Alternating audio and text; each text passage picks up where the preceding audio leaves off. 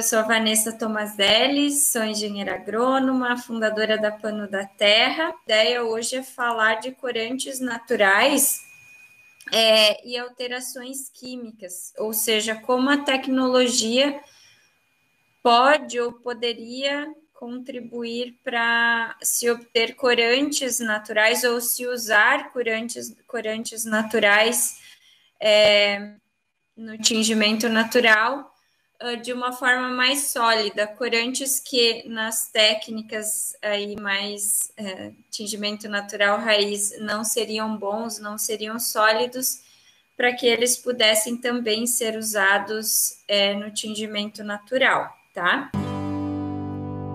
Cores na natureza não faltam, né? A gente tem de tudo, assim, uma amplitude gigantesca de cores, tonalidades. Então, no meio natural não faltam cores. O que falta na hora de aplicar no tingimento natural são corantes sólidos.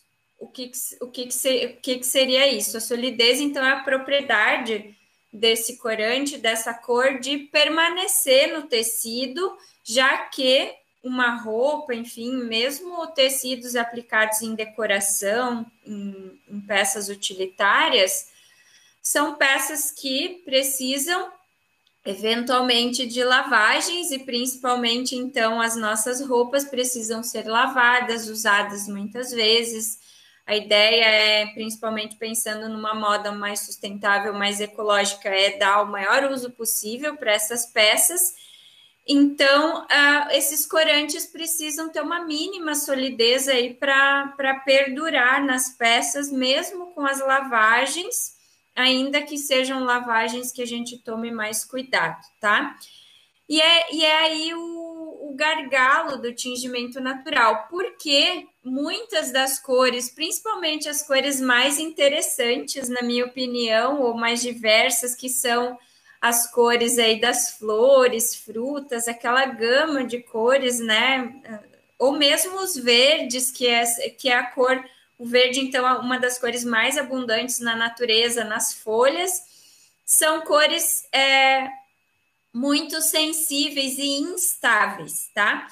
E quais são esses fatores de instabilidade nesses pigmentos, como clorofila, né, presente então nas folhas, ou antocianinas, aí largamente encontradas nas pétalas de flores, né, nas flores em geral, e nos frutos mais coloridos aí, né, vermelhos, roxos, rosa, enfim. Mesmo antocianinas a gente encontra desde amareladas, laranjadas, né? Quais são esses fatores de instabilidade nesses corantes que fazem com que eles não sejam sólidos no tingimento natural? São três principais fatores: luz, temperatura e pH. Esses três fatores estão diretamente ligados à oxidação desses componentes. Então, eles oxidam, o pigmento oxida e perde aquela cor. Então, geralmente, aí os vermelhos, se vocês forem pensar num açaí, numa polpa de açaí, que não é vermelho, super roxo no caso, que é uma polpa de açaí que passa aí algumas horas em contato com a luz, com oxigênio, ou numa alteração de pH em algum meio específico, ou quando aquecidos, né, essas substâncias aquecidas acabam mudando a cor, oxidando, então, e se tornando amareladas, amarronzadas, beges, com aspecto, digamos, de queimado. Então, em geral, são processos oxidativos, tá? A oxidação, então, é favorecida por temperatura, pela fotossensibilidade, ou seja, pela luz, e pelo pH, alterações de pH ou faixas de pH diferentes daquelas encontradas ali no tecido da planta, da fruta, da pétala da flor, então, que causa essa oxidação. E quando a gente vai tingir, o que acontece geralmente no tingimento? Fervura, com certeza, ou seja, você aumenta muito a temperatura, mudanças de pH em função de mordentes que a gente vai usar, ou mesmo modificadores de cor a gente usa, mas nesse caso, quanto mais sensível à mudança de pH e menos sólido. Isso é muito comum, por exemplo, com as pétalas de hibisco, com o repolho roxo, então que você consegue aí muitas cores com repolho roxo, alterando o pH, só que em função disso, então ele vai rapidamente oxidar ou ele vai, esse pigmento não vai ser durável lá no tecido depois do aquecimento e do processo de tingimento. Então, principalmente o aquecimento é um dos fatores que mais causam essa alteração, seguido aí do pH e a luz também, mas aí a luz é mais após o tingimento, tá? Mas, ao mesmo tempo que a temperatura é um desses fatores degradadores dos corantes, ela é extremamente necessária no processo de fixação. Então, os corantes sólidos que não são tão sensíveis, que aguentam esses processos, eles passam pela fervura sem carregar esse tipo de alteração. A gente consegue, então, colocar aí por meia hora, uma hora na fervura, até mais, porque envolve o processo de extração, que também, em geral, é por fervura, o processo de tingimento e mordentagem. Então, tudo isso, os corantes passando aí por essas fervuras, eles conseguem resistir, tá? E esse agente, temperatura, então as fervuras são importantíssimas no processo de fixação desses corantes no tingimento natural raiz aí, né? Tingimento natural mais antigo, amplamente difundido aí nos séculos passados, tá? Seguindo, então, também é por essa razão que a indústria química acabou se valendo, a indústria têxtil, enfim, a indústria da moda, nesse último século, acabou se valendo de química pesada para poder obter uma alta gama, uma grande variedade de cores, tá?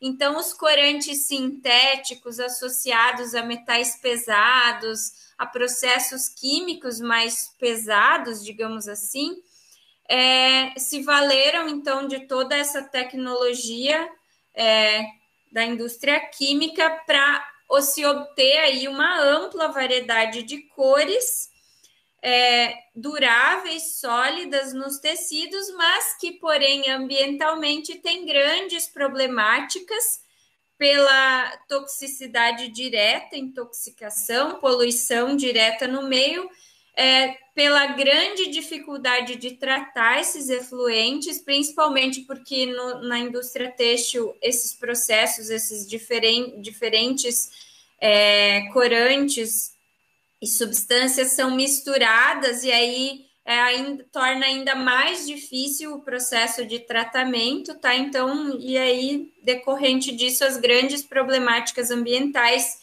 que a gente já está careca de saber, né? Bom, entretanto, numa indústria específica, num setor específico da indústria, os corantes naturais nunca deixaram de ser valorizados, que é na indústria alimentícia, porque envolve o consumo humano. E aí, nesse caso, essa química tão pesada aí que foi promovida durante as guerras ou no pós-guerra, essa química super pesada, ela não pôde ser introduzida na indústria alimentícia, né? Então, envolve aí corantes, embora, hoje em dia sabe-se também que corantes alimentícios, alguns deles também causam problemas à saúde, mas comparado aos corantes usados na vestimenta, isso é uma diferença aí, tem um mundo de diferença, tá? Mas mesmo assim, isso alguns corantes sintéticos usados na indústria alimentícia, tá? Alguns corantes químicos, digamos assim, que usados na indústria alimentícia podem ter problemas, acarretar problemas para a saúde, mas são muito menos, né? Uma diferença gritante aí de toxicidade em relação aos corantes usados no tingimento têxtil. Mas Muitos corantes naturais, então, continuaram ou são largamente, amplamente usados na indústria alimentícia. Eu vou citar alguns aqui, como clorofila, o carmim da cochonilha, né? Então, que também é usado, esse sim também é usado no tingimento têxtil, mas a cochonilha, então, que é um inseto, né? Esse corante extraído de um inseto amplamente usado na indústria alimentícia. O urucum, né? Minhas manchinhas aqui do lobo-guará. Então, da sementinha do urucum, bem amplamente usado na indústria alimentícia, a clorofila, a curcumina, que vem da cúrcuma, né, da cúrcuma longa, a planta, o hibiscus da planta, que, como eu mencionei anteriormente, no tingimento têxtil ele não é nada estável, sólido, mas na indústria alimentícia é usado, e a páprica, tá? Então, alguns exemplos aí de corantes naturais usados na indústria alimentícia. Bem, graças a isso, a gente ainda a gente consegue obter algumas informações mais científicas a respeito de corantes naturais, por eles serem estudados como corantes na indústria alimentícia. É claro que na indústria alimentícia, a gente não precisa de uma durabilidade tão longa quanto num tecido, né? Ele precisa durar o tempo aí que o alimento dura, e geralmente, quer dizer, alguns alimentos mais perecíveis, né? Pode ter, então, uma durabilidade mais longa. Por outro lado, em alguns alimentos aí mais industrializados, digamos assim, biscoitos, esses mais secos, onde se precisaria então de uma durabilidade um pouco mais longa. E é justamente nesses que as nutricionistas falam aí que os corantes são um dos pontos negativos, porque aí envolve os corantes um pouco mais químicos e não os naturais. Mas aí nos iogurtes, nesses preparados mais perecíveis, então esses corantes naturais se prestam, né? Então não precisaria ter uma super durabilidade pensando em tempo, tá? Mas graças a isso a gente tem pesquisa científica com corantes naturais a fim de melhorar essas propriedades de durabilidade, estabilidade aos processos oxidativos, principalmente porque na indústria alimentícia também pode envolver o aquecimento. Então, qualquer alimento preparado que necessite de cozimentos, pasteurização, preparos que envolvam, né, processo de assar, forno, sei lá, qualquer procedimento e qualquer processo de preparo de alimento que envolva aquecer o produto, e a maioria dos produtos industrializados, semiprocessados, enfim, pasteurizados, vai envolver esse fator temperatura, em que esses corantes não são tão sensíveis, tá? Então, graças à indústria alimentícia, a gente consegue obter por triangulação, como eu sempre falo aqui, um pouquinho mais de informação a respeito desses corantes. E aí eu queria trazer aqui um estudo que é a tese de doutorado da Bárbara Coelho de Freitas Dor, que é da USP, é uma tese de doutorado da USP, sobre o Beet Blue, não sei se vocês já ouviram falar, que é um pigmento azul obtido a partir da beterraba. A beterraba, então, já trouxe esse assunto aqui em algumas lives. O corante da beterraba não é antocianina, é uma molécula chamada de betalaína, que substitui as antocianinas em algumas espécies, numa família inteira de espécies, que é a Coreophyllales, substitui as antocianinas nessa família. Então, aí as cores do bugaville, né, da primavera, das pétalas, da pitaia, da beterraba, daquele cogumelo, sabe aquele cogumelo que tem muito em desenho animado, com a cabeça vermelha, um vermelho super vivo com as pintinhas? Aquele cogumelo, então, tem a betalaína, então, portanto, um fungo, e também está presente, se não me engano, numa espécie de mosca, em algum bichinho, enfim. Bem, mas isso não vem tanto ao caso. Para dizer que, então, a betalaína substitui antocianinas numa série de plantas aí, e a diferença para as antocianinas é que ela contém um composto nitrogenado. Porém, em termos de degradação, de sensibilidade, de instabilidade, né? Instabilidade, ela é tão sensível quanto as antocianinas, ou seja, vai sofrer ação da luz, da temperatura, do pH, vai oxidar com muita facilidade, principalmente, tá? Se tratando de betalaína, principalmente a temperatura é um dos fatores, dos agentes que mais pegam, que mais degradam. E, como eu já falei, o tingimento natural, então, envolve aí as fervuras, inúmeras fervuras, pelo menos 1 hora, no mínimo 1 hora de fervura desse corante, dessa solução.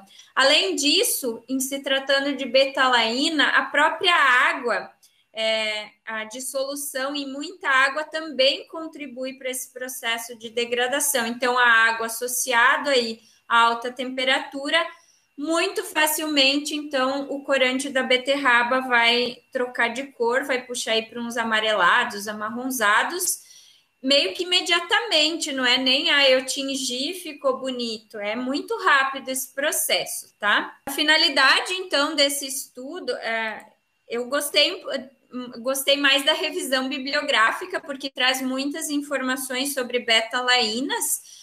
Então, isso que eu falei, que ela é muito sensível a esses fatores, como pH, luz, água e temperatura, principalmente a temperatura, então, o que compromete a aplicação até na indústria alimentícia, não apenas no tingimento natural, tá? Então, quanto maior a temperatura, maior a velocidade de degradação da betalaína.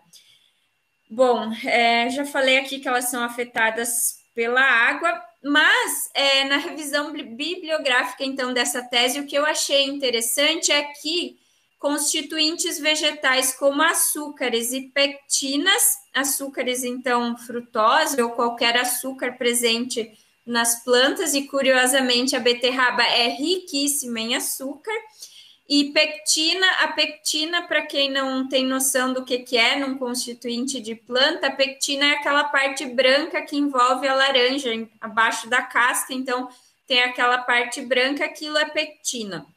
Então, esses componentes concentram mais a betalaína no meio e conferem um pouco mais de estabilidade para a betalaína, tá? Uma curiosidade aí e que faria ela persistir mais nos meios, tá? Então, por exemplo, se a gente pigmentasse aquela parte da laranja com a beterraba, um suquinho de beterraba, provavelmente essa pigmentação ali duraria um pouquinho mais, tá? A pectina também pode estar presente no tecido de algodão, nas fibras de algodão, enfim. Só uma curiosidade, eu não estou dizendo que isso vai funcionar para a beterraba durar aí no tecido, tá? Bom, por outro lado, a complexação com metais acelera a degradação da betalaína. Então, no tingimento natural, para quem aí está um pouco mais familiarizado, a gente usa muito os metais como fixadores, né? Sais metálicos, enfim. Então, a gente usa sulfato ferroso, acetato de ferro, cobre, titânio, estanho, cromo. Claro que alguns são tóxicos, então nem todo mundo, né? A gente tem, ou não usa, ou quem usa tem critérios para usar, e o próprio alumínio, então, que tem o alumínio. Então, os metais aceleram esse processo de degradação. Então, esse seria mais um fator que no tingimento natural é péssimo para o corante proveniente aí de beterraba, por exemplo, que tem a betalaína, tá? Então, nessa tese, foi a intenção, né? O objetivo era justamente encontrar uma forma de estabilizar um pouquinho mais. E o que foi, então, estudado foi a semissíntese in vitro da betalaína, ou seja, buscar uma nova variedade de betalaína que pudesse ser mais resistente, tá? Que possibilitasse, então, a obtenção de uma variedade diferente de betalaína que pudesse ter aplicações na indústria, nesse caso, na indústria alimentícia, tá? Bom, então, nessa tese, o objetivo foi obter por semissíntese a BitBlue, que seria uma betalaína de cor azul, que circulou há um tempo atrás umas matérias falando, mostrando, então, esse pigmento que ele até, como se fosse um cristalzinho azul, meio fluorescente, assim, um azul bem intenso. Porém, né, ao final do estudo, ele não se mostrou tão mais estável do que as betalaínas naturais obtidas. Então, houve todo o investimento no estudo, mas essa betalaína em específico não se mostrou mais estável do que a betalaína natural, tá? E o que foi feito, pelo que eu entendi aí, de todos os processos e reações químicas, foi, pelo que eu entendi, foi deslocar essa molécula do nitrogenada para uma outra parte da molécula para obter essa variedade diferente de betalaína, mas isso não foi suficiente para tornar ela mais estável. Ou seja, esses estudos eles são bastante complexos e, né, importantíssimos, mas nem sempre você de primeira ou enfim consegue o resultado desejado, mas já é um bom caminho trilhado aí para se buscar corantes naturais mais sólidos, né? E eu queria citar também esses corantes naturais que eu mencionei no início, corantes naturais usados na indústria alimentícia, então o carmim, urucum, clorofila, a curcumina, o hibiscus e a páprica. Esses corantes aqui, essas informações que eu vou falar agora, eu encontrei assim bem resumidamente, mas eu gostaria de citar numa empresa chamada Imbarex, não sei, IMBAREX, tá? Vocês podem encontrar ela no Google. Então, é uma empresa especializada em corantes naturais para fins alimentícios, tá? Ela atende Inglaterra, Espanha, Brasil, Alemanha, França e Rússia. Então, ela exporta para todos esses países. Mas por que eu estou falando disso? Porque eu achei uma curiosidade super interessante lendo o rótulo do corante da clorofila, que é essa clorofila, então, obtida a partir de alfafa, grama ou espinafre, vendida em pó líquida, ou clorofila OS, que daí eu não sei exatamente como é que é uma solução em óleo vegetal e emulsificante. OS, então. Óleo vegetal emulsificante. Então, ela é vendida dessas três formas, mas a em pó é a mais concentrada, então pode ter até 90% de clorofila aí. Mas qual que é a sacada? A clorofila da folha, por que é difícil a gente obter verde da clorofila da folha?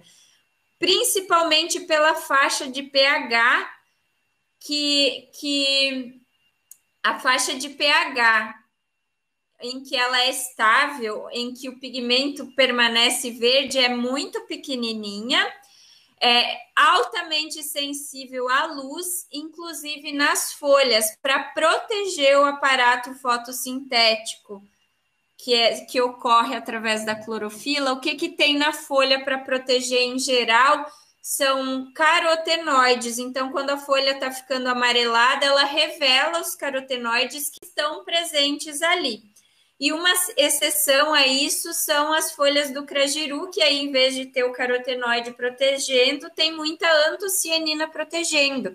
Porque essa propriedade de se degradar com a luz, na verdade, ela está receptando a luz e oxidando, queimando no lugar das células da folha, ou mesmo no lugar das nossas células. Por isso que é importante a gente consumir aí. É por isso que a cenoura é famosa por proteger a nossa pele. Então, o carotenoide, assim como a antocianina, tem essa qualidade de proteger os tecidos vegetais contra a radiação, contra a luz excessiva, tá? Então, essa propriedade que faz com que ela queime, oxide e seja instável. Qual que é a sacadinha aqui? E eu até vou ler para não explicar errado ou não me fazer entender. Então, esse corante é extraído de distintas plantas como alfafa, grama ou espinafre.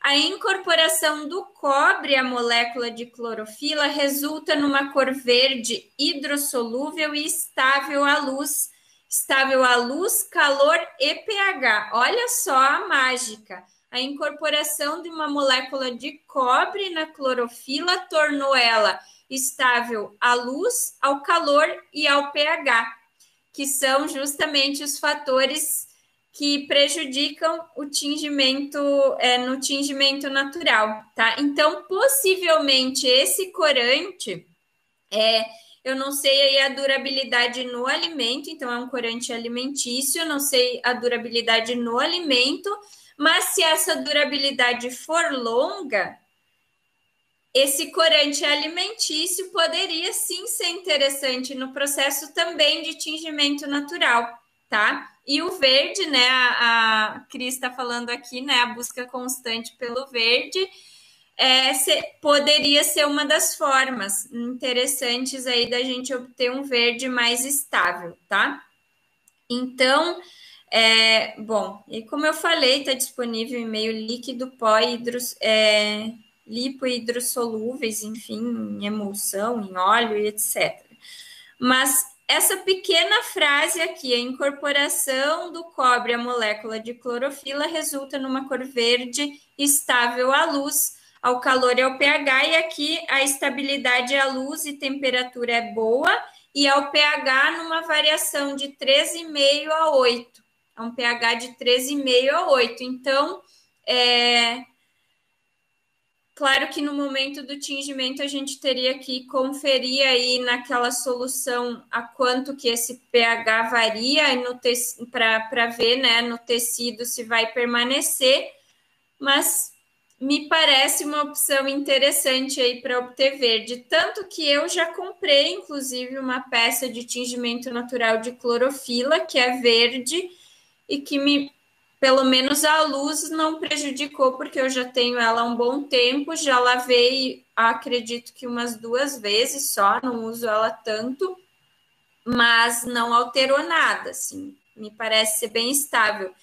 E aí eu até ficava pensando, poxa vida, como é que conseguiram, é um tingimento um pouco mais industrial, assim, como é que conseguiram esse verde da clorofila sem que ela degradasse? É óbvio que eu entendi ali que envolvia algo mais que um simples tingimento natural. Foi um tingimento com corante natural, mas provavelmente não dessa forma artesanal que a gente faz, e possivelmente tenha sido usado um corante desse tipo, que tem essa alteração, ou seja, houve uma incorporação aí de uma molécula de cobre para tornar estável. A gente usar a química não quer dizer que seja poluente, tá? Existe química pesada, existe processos químicos, tudo é reação química, né? A gente vai lá fazer um acetato de ferro, a gente vai lá, altera o pH com limão do corante. Isso é química, tá? É química acontecendo. Então, não às vezes a gente tem esse mito que química é uma coisa prejudicial ou é impactante, enfim. Então, vamos quebrar um pouquinho esse mito, né? A química pode sim ser boa. Então, se alguns processos químicos podem ser usados para tornar esses corantes mais estáveis, por que que a indústria têxtil não se vale disso, tá? Como eu disse, é muito mais fácil obter, então, com a química pesada e do tingimento sintético, obter aquela inúmera variedade de cores, com resistência, com solidez, mas tem a questão ambiental. A indústria alimentícia consegue porque não tem saída, você não pode pôr um veneno no alimento, né? Então, a indústria química, e por obrigação, acaba desenvolvendo soluções que a indústria têxtil, a indústria, enfim, da moda, da coloração química, em geral, ela não busca porque são produtos que, em tese, não fazem mal, tipo, mas é química, está em contato com a pele e etc. Então, não se puxa tanto nisso. E aí, como eu falei, a gente acaba tentando buscar essas informações de uma forma um pouco mais indireta, tá? Bom, e eu sempre falo aqui que, justamente, que para buscar informações, para a gente tentar melhorar um pouquinho os resultados no tingimento natural, a gente acaba buscando informação por triangulação, como foi esse estudo todo que eu falei das betalainas, tá? Qualquer pessoa que faça um teste com um tingimento de beterraba, rapidamente vai ver que aquilo não fica no tecido. Mas entender por que, né? Não tem estudo científico com tingimento natural de beterraba dizendo, explicando por que que isso não funciona, mas a gente consegue essas informações aí, como o exemplo dessa tese que eu citei mais cedo. E aí eu queria trazer aqui uma dissertação de mestrado interessante, que é da Teresa Campos Viana, de uma universidade mineira, em que ela na revisão bibliográfica também comenta um pouquinho assim sobre corantes híbridos, trazendo então corantes naturais. Esse sim é um estudo específico sobre tingimento têxtil, tá? Um dos pouquíssimos estudos que fala de tingimento natural na indústria, nível de indústria, tá?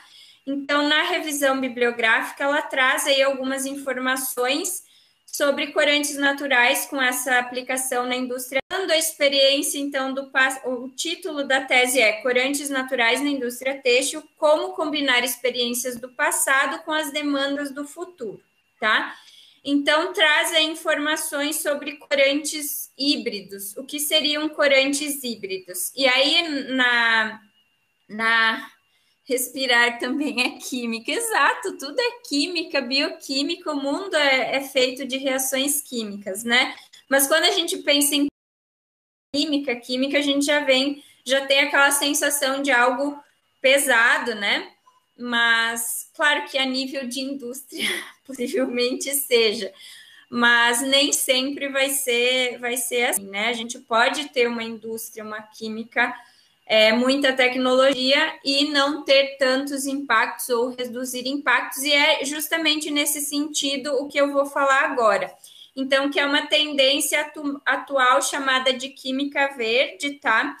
Que aí tem esse autor que nem sei se eu vou saber ler esse nome, é Komboncho. Não sei se é chinês, se é japonês, enfim, e colaboradores, então, um estudo de 2019, que basearam, então, nesse conceito de corantes híbridos, onde eles mudaram quimicamente o corante índigo natural para obter um índigo sulfonado e aplicar ele na lã como corante ácido. Para quem não sabe, o nosso tingimento natural com índigo, ele precisa estar numa solução que a gente chama de tina, com pH alto, com pH básico em torno entre 11 e 12. Por outro lado, a lã, que é uma fibra natural muito similar ao nosso cabelo, ela é muito prejudicada, ela feltra, ela é muito prejudicada em pH básico. Ela prefere pHs mais ácidos.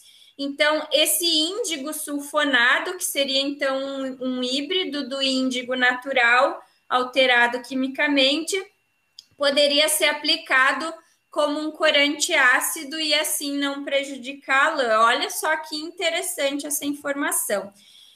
Bom, então essas estratégias, além de permitir, nesse caso, uma coloração da lã sem prejudicar ela, essas modificações através de reações químicas dos corantes naturais poderiam tanto combinar corantes naturais com corantes sintéticos, corantes naturais com outros corantes naturais, ou corantes naturais com algum outro material químico, como foi esse exemplo da clorofila que eu falei. E aí, nesse sentido, eles mostraram nesse trabalho que o tingimento híbrido é capaz de reduzir o número de etapas no processo de tingimento e reduzir os custos desses processos. Obviamente, se você reduz etapa, você reduz custos. Enfim, economia em outros processos aí envolvidos e também economia no custo do tratamento da água. Uma das grandes problemáticas da indústria têxtil nessa questão de poluição é justamente porque o tratamento desse efluente é caríssimo, como eu falei lá no começo, é muita mistura de materiais e quanto mais mistura de diferentes cores, e outras substâncias, derivados, enfim, que são usados aí no processo, essa mistureba toda torna muito difícil o tratamento, muito alto esse custo.